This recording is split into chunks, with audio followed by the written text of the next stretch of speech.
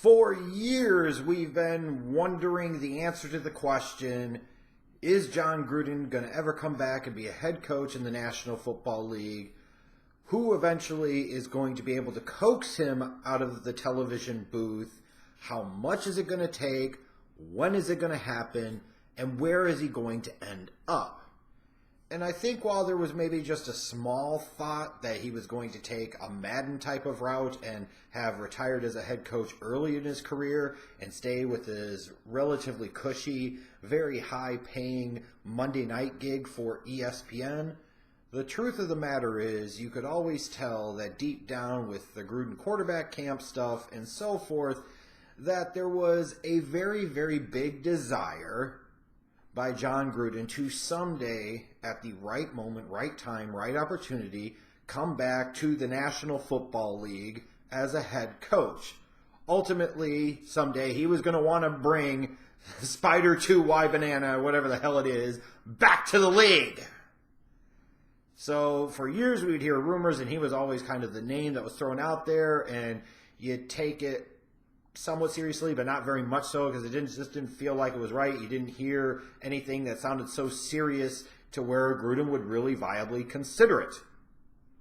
Well, now we've gotten to that point where there is a very serious offer, and it looks like it's imminent as early as, I believe, next Tuesday, that it's going to be announced that the Oakland Raiders, eventually to become the Las Vegas Raiders, will be naming Jon Gruden to be the next head football coach of their team. This is interesting. This is kind of one of those big rolls of the dice, appropriate as the team gets ready to head into Las Vegas. Because what are you going to expect out of Jon Gruden after 9 seasons or 10 seasons, whatever it is, out of the National Football League as a head coach? Sure, he's been around the game, he's been calling games, he's been watching film, and so forth. But it is different. When you look back at Jon Gruden's resume, it's a solid resume with one real shining accomplishment, but I don't think the resume is as impressive or awesome as everybody sometimes makes it out to be in the media specifically.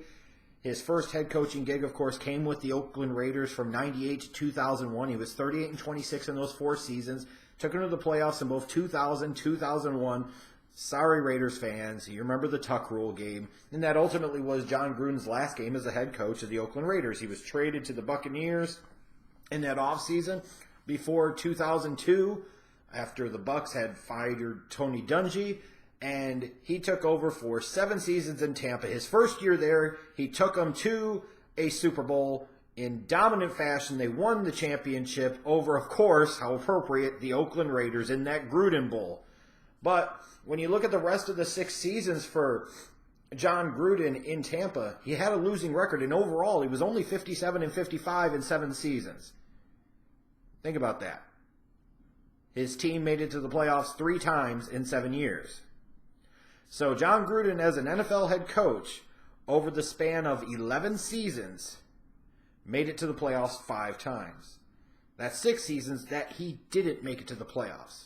Sure, there were 500 records, 97 seasons where they didn't make the playoffs between Oakland and Tampa Bay. But ultimately, the bottom line is, sometimes Gruden gets elevated on this incredibly high pedestal because of that Super Bowl victory with the Buccaneers in his first year there. And somewhat deserved. But ultimately, he wasn't a massively successful coach outside of that. He was good, but not great, not special. He was quotable, he had personality, he was photogenic. Those are some of the things that helped elevate his profile. It was like Rex Ryan if Rex Ryan could actually coach. Maybe not the photogenic part, but he was kind of that cuddly fat boy, if you know what I mean about Rex Ryan. But Gruden was actually skilled at being a head coach. But he didn't have the greatest resume.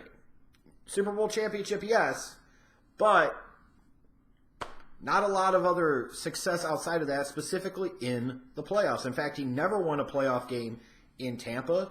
And in 2000, he won a playoff game. 2001, he won a playoff game, and that was it. You can say Tuck Rule and this and that, but ultimately the bottom line is Gruden only made it to 1 Super Bowl, and you could argue that he made it to a Super Bowl with a team that Tony Dungy built. He got the job done, took him to that next level that Dungy wasn't going to be able to do, but after that, the results were less than ideal. So now we get to the point and we say he's been out of the league for, 9 seasons now. Is John Gruden going to be able to come back and be a successful head coach? And it's a legitimate, viable question. Because when you think about big-name coaches, championship-level coaches that have been away from being a head coach in the NFL for a while and they come back, the results are kind of mixed. Now, I'll leave Joe Gibbs kind of out of this discussion because he was gone for over a decade and he was completely removed from football, and he was a team owner with NASCAR and doing his thing there. But even when he came back to coach the Redskins for 4 seasons, he still did lead them to a couple of playoff appearances. But ultimately, obviously, it wasn't the same. And you got to a point in time where you felt like the game had kind of sort of passed Joe Gibbs by. I go to Coach Ditka. After McCaskey fired him after his 11 seasons in Chicago, Ditka spent some time in the mid-90s in the television booth, in the studio, and then ultimately the Saints hired him before the 97 season. This is a guy that enjoyed a lot of success in Chicago, Super Bowl 20 champions. His Saints run lasted 3 years, and it was a disaster, capped off by giving up his entire draft and wearing a wedding dress to get Ricky Williams in the 99 draft. You might point out Bill Parcells, and you say, well, Parcells did television and would come back, and then he would leave, and then he would come back. But here's the thing. Yes, he did retire from the Giants after his second Super Bowl victory at the end of that 90 season and spent 2 years in the NBC studio. But it was only 2 years, and he got right back into it. He got with the Patriots, spent 4 years there, eventually took them to a Super Bowl, left, and he went to the Jets, where eventually, I believe, took them to an AFC championship game. Then he spent a few years away, did some television work, and came back. But he never was gone for almost a decade. Like Parcells would lose some touch, but not enough touch, and he would come back. So kind of like the Larry Brown of the NFL to a certain degree. He'd stay a few years, get frustrated, get worn out, get burnt out, want a new challenge, look for something different, then go somewhere else, go away, come back, go away, come back. Almost Ross Perot-ish in that way. And while he took the Patriots to a Super Bowl, even though they lost it to the Packers that year, took the Jets and the Cowboys to the playoffs in future years with those teams, he never enjoyed the same success as he did in New York. The most notable example that you can bring up might be Dick Vermeil. He retired from the Eagles in the early 80s, a team he had one point in time taken to the Super Bowl that they lost to the Raiders. Then he spent 15 years in the broadcast booth, doing largely college football games for ABC, if you remember. He came back finally to ultimately, you thought at first maybe he was coming back to coach the Eagles, but it didn't work out. So he ends up coming back, and he's with the St. Louis Rams. And while everybody's going to focus on Dick Vermeil ultimately winning a Super Bowl trophy there with Kurt Warner and Marshall Faulk and the Greatest Show on Turf offense, let's not forget, his first 2 years with the Rams were a complete and total disaster. And I mean, this is no offense to Dick Vermeil, because nobody could have seen this coming, what happened in year 3. But everybody was pointing to Trent Green being their starter in 99. That's where there was a little bit of excitement about him being the guy, and he's the one that tore his ACL early on in the preseason. And we're going to go with Kurt Warner, and we're going to play good football. If you remember that press conference, they caught lightning in a bottle. And eventually he retired. A little bit later, went on to Kansas City, enjoyed some success, but not nearly to the same level. So really, Dick Vermeil had one season where he caught lightning in a bottle. And the previous time in St. Louis wasn't very good, and the time with the Chiefs was just slightly better than average. So there could be something to be said about being away from the game for a long period of time and losing your touch, losing your grip on the modern reality, losing touch with the game of football in its current form. I don't want to say that Gruden ultimately is guaranteed to fail, because I think that's way too naive of an answer to give and way too simplified of an answer to give. And it's not like he's coming into a terrible situation from a talent standpoint. They need to improve, they need to get better, but that might be something that a quality coach might be able to get them to that next level. But it's still, you're talking about almost a decade away from the game. How is John Gruden going to go back and transition from being a guy that does the casual film studies for the quarterback camp during the draft process every year, studying and doing meetings and production meetings for Monday Night Football games, to now he's going to be back in the office working 18, 19, 20 hours per day. And that's what it's going to command, because that's what it took when he was at his most successful. And even when he was at his most successful, he was a good coach, but I don't think you would truly classify him as an elite coach at the NFL at any point in time in his career, except maybe that 2000 to 2002 time frame. Maybe there's a 3-year span he was an elite coach. Okay, I'll say that. But after that, no. Before that, no. Is he going to really be willing and able and have the desire to put forth that much work? He's not in his 30s or 40s anymore. This is a guy in his mid-50s that's been removed from that type of work for almost a decade now. I think that is a fair question to ask. And you're talking about a guy who came from the Bill Walsh, Mike Holmgren coaching tree, where it very much was about the West Coast offense and so forth. Well, we still see West Coast principles utilized in today's NFL, but it's a lot more spread attacks. It's different than what it was when John Gruden left the league. There has been a lot of change over the course of the past 9 seasons. So how is Gruden going to adapt to the changes in the game? And just watching them on TV and studying them on film in terms of his television role is entirely different than having to deal with personalities and all of this stuff.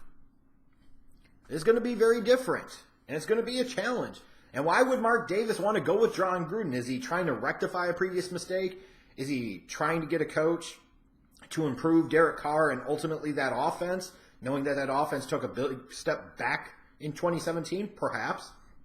Is he wanting to make a statement, a Raiders type of statement? I think so. I think it's really about wanting to make a big move, get some press, get some publicity, as the team gets ready in the future to move to Las Vegas. I don't know if that ultimately should be your primary reason for hiring a head coach or talking about plunking down $10 million a year for a guy who hasn't coached in almost a decade, but that would seem to be at this point the philosophy and the approach that Mark Davis is taking. Look, I don't know if this is ultimately going to work out or not. I think it makes the Raiders inherently even more appealing than they were heading into 2017, and they were a big disappointment this past season.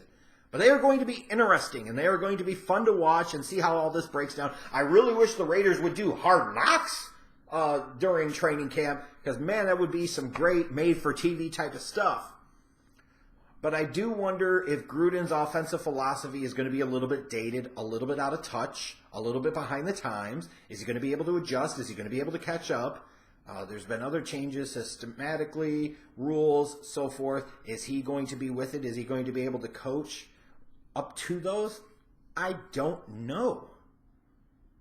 It feels like this is one of these things that with Gruden, you better get the great season out of him in your first 2 years with him at the helm, because you might not get more than a couple of them after that, and that might be when you start to see a steep decline. But again, this is about shock value. This is about generating buzz. I don't know from an X's and O football standpoint if this is truly the best move, because ultimately John Gruden's a bit of a hard ass on his quarterbacks. Is Derek Carr going to be able to handle dealing with John Gruden as his head coach, as the offensive overseer? And I think that is a fair question to ask. But at least I will say this, and I will give credit to Mark Davis for this. I'm always a believer in, if you have your guy, you go get your guy no matter what. And Mark Davis believed enough in his love of John Gruden that he was willing to pay Jack Del Rio $5 million in 2018 to not coach the team, and potentially John Gruden, more than any coach in football, $10 million or so to coach his team in 2018. So Mark Davis has put his money where his mouth is. He got his guy. He found his guy, identified his guy, pursued his guy, went after his guy, got his guy. And that I can at least respect. Because at least you can say this. All of these other coordinators and positional coaches that get consideration for head coaching gigs, it's a crapshoot, really. You never know what they could do until they're actually given their own gig. At least you could say with John Gruden, even though it's a decade plus in the past, there is at least some track record of NFL success. There is.